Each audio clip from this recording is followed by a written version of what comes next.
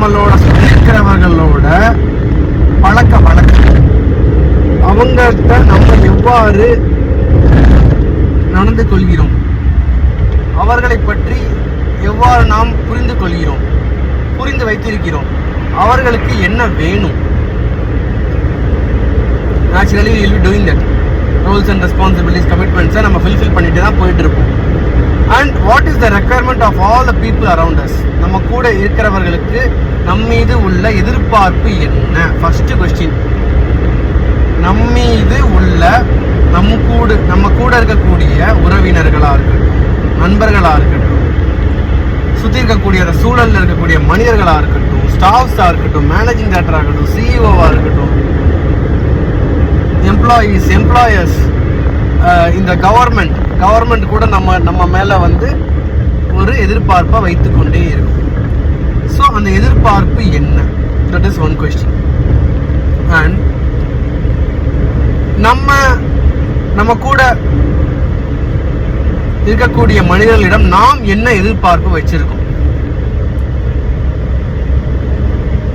Second question. நம்மளோட உறவாடி கொண்டிருக்கக்கூடிய மனிதர்கள், அம்மா, அப்பா, தாத்தா, பாட்டி, தம்பி, அண்ணே, சித்தி, சித்தப்பா, பெரியப்பா, இதெல்லாம் வந்து நம்மளோட வாழ்க்கை. ஸோ இப்ப என்ன கொஸ்டின்னா,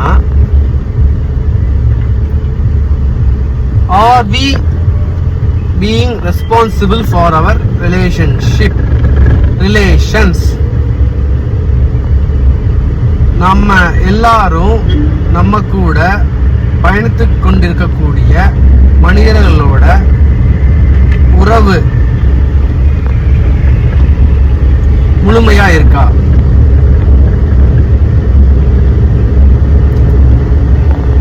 Do you know one thing? 24 ஹவர்ஸ்ல நம்ம 8 to 7 மணி நேரம் தூங்கிடுறோம். மிச்ச மணி நேரம் வந்து நம்ம சாப்பிட்றது, குளிக்கிறது, நம்மளோட அன்றாடம் செய்யறதுல போயிடும். நம்ம கூட இருக்கக்கூடிய நபர்கள், நம்மளோட வேலை பார்த்து கொண்டிருக்கக்கூடிய ஊழியர்கள், சொந்தக்காரங்க, பெற்றோர், அண்ணன், தம்பி, இவங்க கூட உரையாடும் அந்த உரையாடல்கள். ஸோ இதுதான் வந்து வாழ்க்கைய அர்த்தமாக்குது. வாழ்க்கை இதை நோக்கி தான் போய்கிட்டு இருக்கு.